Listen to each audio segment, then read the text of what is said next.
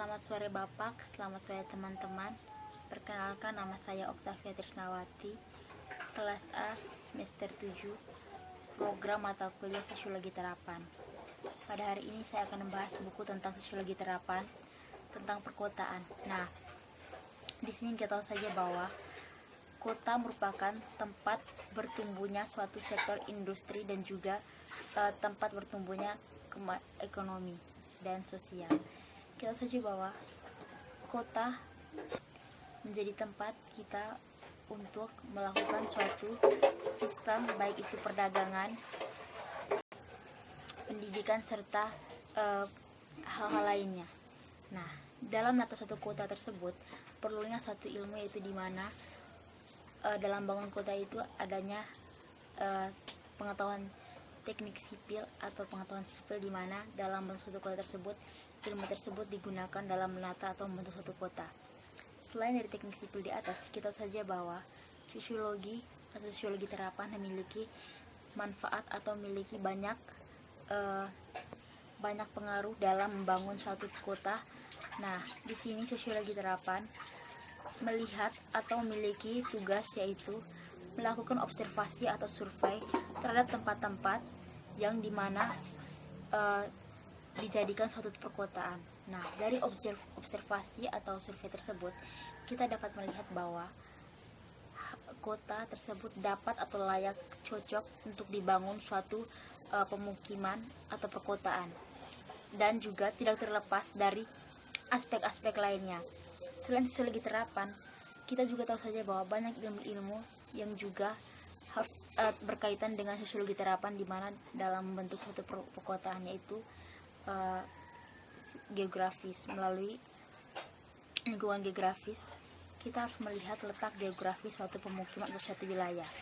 Melalui geografis tersebut, kita dapat melihat letak maupun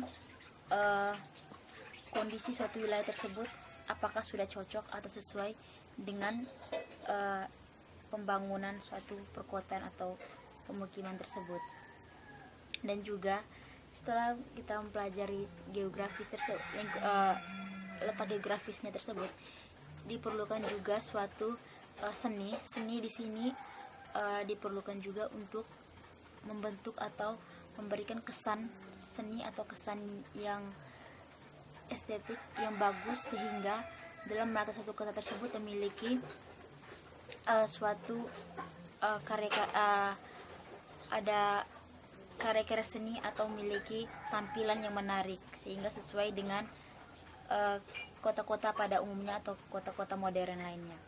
Dan juga selain seni di atas, kita tahu saja bahwa perlunya kota-kota zaman dahulu tersebut di sebelum modern itu masih terlekat dengan sejarah. Nah, kebanyakan kota-kota dulu itu memiliki sejarah-sejarah yang dimana masyarakat memiliki kepercayaan, dan melalui sejarah tersebut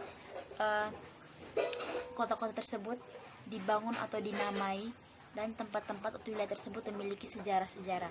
Nah, pentingnya kita sebagai para sosiologi itu untuk mengetahui hal-hal tersebut, sehingga dalam membangun suatu kota atau pemukiman atau wilayah, kita harus melihat aspek-aspek tersebut, sehingga kota tersebut dapat dibangun dengan baik, dan juga melihat budaya atau kebiasaan dari masyarakat tersebut, sehingga dari pembangunan kota tersebut tidak mengganggu atau tidak memiliki dampak-dampak yang buruk. Dan juga melalui observasi atau survei ini, kita dapat membangun suatu kota yang layak dan bagus untuk ditempati. Jika kita melihat dari seni-seni yang sering ditampilkan dalam pembangunan suatu kota tersebut, kita kembali ke zaman-zaman dahulu, di mana kita lihat saja pembangunan, yaitu di mana pembangunan seperti menara Eiffel, serta pembangunan gedung-gedung tinggi maupun karya-karya seni lainnya tersebut di masa-masa lampau atau masa dulu, itu merupakan hasil dari seni-seni para ahli-ahli atau para karya seni oleh para ahli-ahli zaman dulu, di mana mereka memadukan karya-karya artistik, yaitu dalam membangun suatu kota yaitu mereka menempatkan atau membangun suatu monumen maupun suatu menara di mana untuk menampilkan satu kesan yang menarik, dan juga tidak terlepas dari sejarah di mana suatu gedung-gedung ataupun suatu bangunan-bangunan tersebut memiliki sejarah, dan sejarah tersebut tidak terlepas dari masyarakat tersebut, sehingga melalui bangunan atau gedung-gedung tersebut kita dapat melihat sejarah atau dapat mengingatkan kita kembali sejarah-sejarah yang telah ada di zaman-zaman dulu, dan juga melalui gedung atau bangunan tersebut mendapat mengingatkan memori atau mengenang kembali masa-masa atau zaman-zaman sejarah dulu. Dalam pembangunan tersebut juga harus adanya partisipasi dari masyarakat. Nah, di sini di buku ini juga dijelaskan bahwa masyarakat juga memiliki peran aktif dalam membangun suatu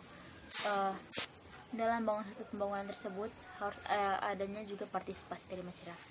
Nah, kita saja bahwa pada zaman dahulu di mana suatu pembangunan tersebut dilakukan secara gotong royong oleh masyarakat, melalui partisipasi tersebut dapat membangun suatu wilayah atau suatu pemukiman maupun suatu gedung-gedung, di mana melalui partisipasi tersebut terciptanya suatu bangunan yang baik. Dalam buku ini juga dibahas tentang bagaimana para pengarang atau para peneliti dalam buku ini, di saat mereka ingin membangun suatu pemukiman atau wilayah, mereka melakukan suatu perjalanan ke daerah-daerah tertentu, yang daerah tersebut yang merupakan daerah untuk dibangun suatu pemukiman atau perkotaan. Nah, dalam perjalanan dilakukan oleh para penelitian atau ilmuwan tersebut, mereka menemukan berbagai kondisi-kondisi atau melihat secara geografis dari wilayah tersebut. Nah, dari pengamatan dan observasi mereka tersebut, mereka mulai mengaitkan dan mulai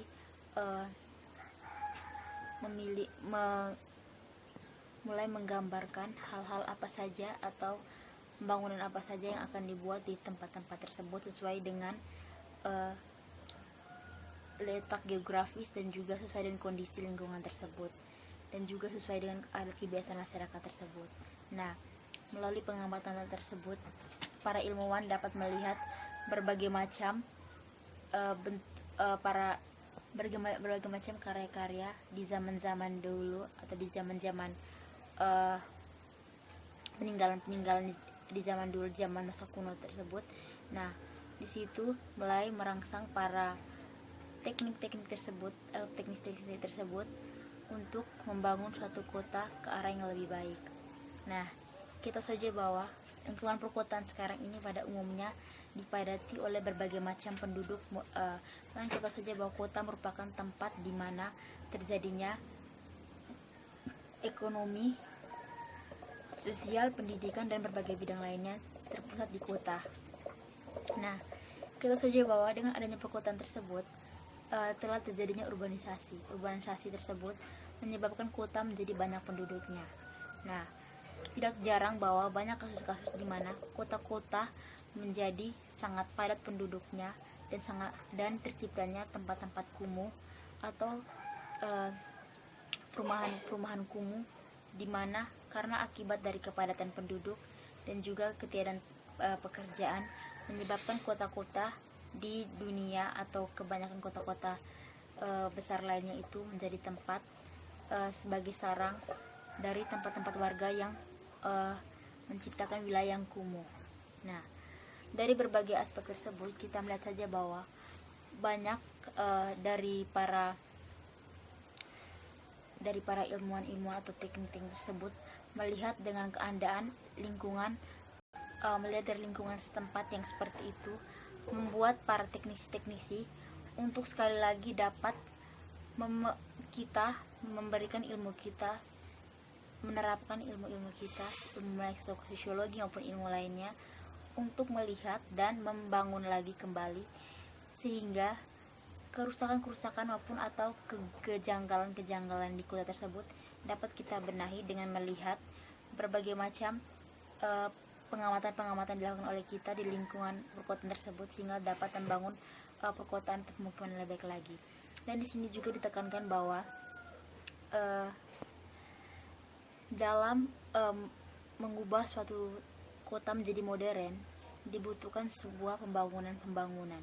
Pembangunan tersebut haruslah merata, dan juga melalui pembangunan tersebut kita dapat menghasilkan suatu wilayah yang wilayah atau perkotaan yang modern atau disebut dengan modernisasi. Nah, kita saja bahwa modernisasi di sekarang ini sudah ditandai dengan banyaknya pekerjaan di bidang industri. Nah, dari bidang-bidang tersebut saja kita tahu saja bahwa pertumbuhan atau pembangunan kota saat ini semakin pesat, sehingga membuat kita untuk lebih jeli dalam menyiapkan suatu rangkaian dalam membangun suatu perkotaan. Nah, di sini pentingnya pembangunan di sini untuk menciptakan suatu keserasian di mana agar kota atau wilayah tersebut dapat dibangun dengan seni atau keindahan atau dengan kenyamanan di masyarakatnya. Nah, dari buku yang saya baca ini pentingnya kita untuk mempelajari, walaupun di sini merupakan pembangunan kota merupakan hal yang dilakukan oleh para teknik, terlebih teknik sipil, namun perlunya ilmu sosiologi di sini, yaitu untuk menerapkan segala pengetahuan kita untuk melihat dari berbagai latar belakang melalui budaya, geografis, lingkungan, kondisi sejarah dari wilayah tersebut atau perkotaan tersebut, sehingga mulai aspek-aspek tersebut kita sebagai seorang sosiologi dapat membangun suatu wilayah sehingga sesuai dengan aspek yang tadi sudah disebutkan, aspek geografis, kondisi lingkungan sosial budayanya, sehingga terciptanya satu lingkup perkotaan tersebut sesuai dengan apa yang kita harapkan dan sesuai dengan seni, dan dapat menciptakan perkotaan tersebut menjadi tempat atau wilayah yang layak dihuni oleh masyarakat pada umumnya. Nah, sekian dari pembahasan saya dari buku ini. Sekian dan terima kasih.